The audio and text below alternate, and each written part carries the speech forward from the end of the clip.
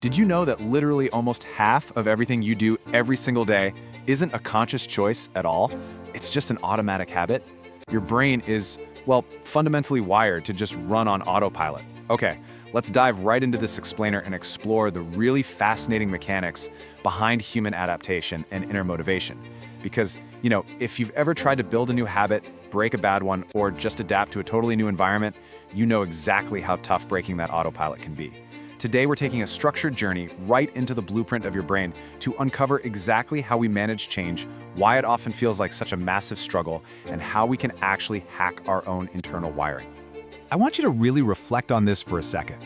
Why is change so incredibly hard for us? Why does adapting to new things, even when we explicitly know, hey, this is good for me, always feel like such a steep uphill battle? I mean, think about the last time you tried to start a new gym routine. You buy the cool gear, you set the alarm, you have literally all the motivation in the world on Sunday night. But then, Monday morning hits, and suddenly you find every excuse imaginable to hit snooze and just stay in bed. It's like there's this massive invisible wall blocking you. It's incredibly frustrating, right? But as we're going to see today, this friction, it isn't a character flaw. It's not a lack of willpower. It is pure biology. So let's get into part one, the paradox of change, and look at exactly why transformation feels like such a battle. You see, we live with two totally conflicting truths about human existence. On one side, change is absolutely significant. It's crucial for growth, for survival, and for advancing in our careers and personal lives. But on the other side, change is fundamentally challenging. And I don't just mean it's kind of inconvenient. Your brain puts up intense biological resistance against it. Think about it from an evolutionary standpoint. Our ancestors survived by recognizing patterns and sticking to what they knew. The unknown? That was dangerous. It hid predators. So our brains evolved to view literally any deviation from the norm, even a positive one, like a healthier diet or a new software system at work, as a potential threat. Recognizing this paradox, that change is absolutely vital for our future but terrifying to our primitive wiring, well, that's the very first hurdle we have to clear. The difficulty of change is quite simply a neurological baseline. It's a fundamental human condition. And before you can conquer change, you really need to deeply understand the mechanics of this baseline. Deep within your temporal lobe sits the amygdala, which is basically your brain's internal alarm system. Its whole job is to detect threats. When you try to introduce a new behavior, you're disrupting established neural pathways, those energy-efficient superhighways in your head. Building new pathways requires immense metabolic energy, and it completely breaks predictability. Your amygdala spots this unpredictability and instantly rings the alarm bells, flooding your system with stress hormones. It's essentially screaming, hey, stop what you're doing, this is new and dangerous. Understanding this biological reality is a total game changer. It means we can finally stop beating ourselves up and start actively working with our biology instead. Moving on to part two, the neurological dialogue. It's time to learn how to actually talk to your brain. The absolute key to overriding your biology is to, quite literally, communicate and talk to your brain.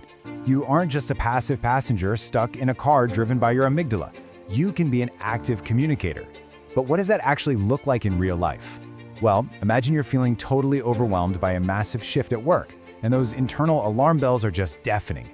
Active communication means taking a step back and having a deliberate internal dialogue.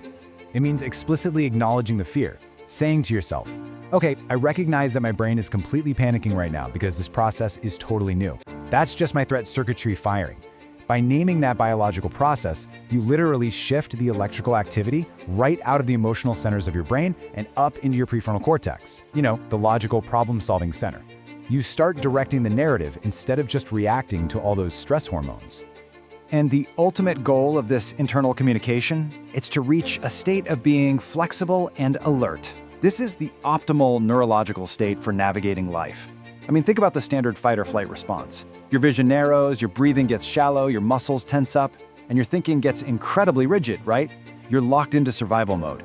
Becoming flexible and alert is the exact opposite of that. Through targeted internal communication, you physically calm that survival response. Your breathing regulates, allowing way more oxygen to the brain, your perspective widens.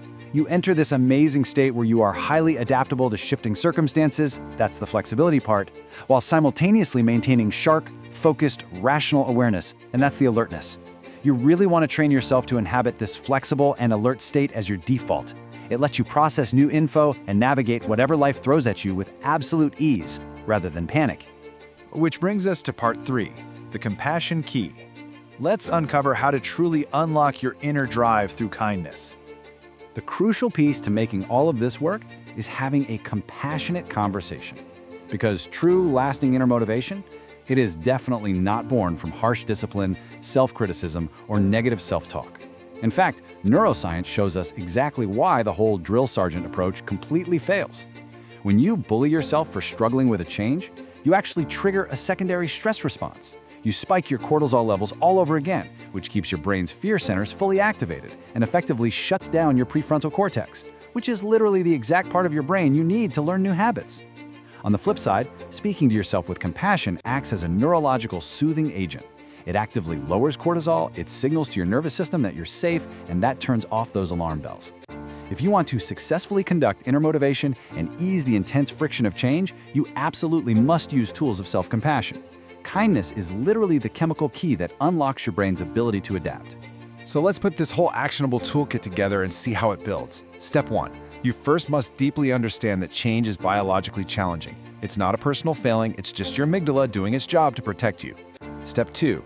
You learn active techniques to talk to your brain, consciously shifting power back to your logical centers when panic sets in. Step 3. You ensure you're utilizing tools to make that a compassionate conversation, because as we just saw, harsh discipline only triggers those alarm bells all over again. And finally, Step 4. By combining biological understanding with self-directed kindness, you successfully conduct inner motivation. This sequence beautifully and logically takes you from a state of natural, hardwired resistance all the way to a powerful, self-sustaining inner drive. To sum it up, your complete roadmap from resistance to sustainable drive looks exactly like this. You now know that recognizing the profound significance and the intense biological challenge of change is step 1.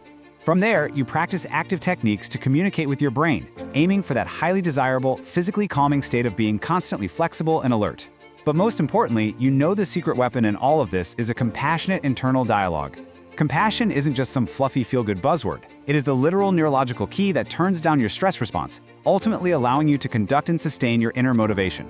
This is exactly how you reclaim control from your primitive wiring and how you empower yourself to manage literally any change effectively. I want to leave you with this final, provocative question. What will your next conversation with your brain sound like? The next time you face a difficult change, a new environment, or a tough habit, and you feel that familiar, heavy resistance kick in, I want you to remember the blueprint we just walked through in this explainer.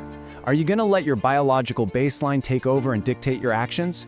Or will you step in with a flexible, alert, and most importantly, compassionate internal dialogue? The tools to unlock your inner motivation, to literally rewire your response to the unknown, are quite literally all in your head. Thanks so much for joining me today, and I really hope this sparks a brand new, highly effective conversation within your own mind.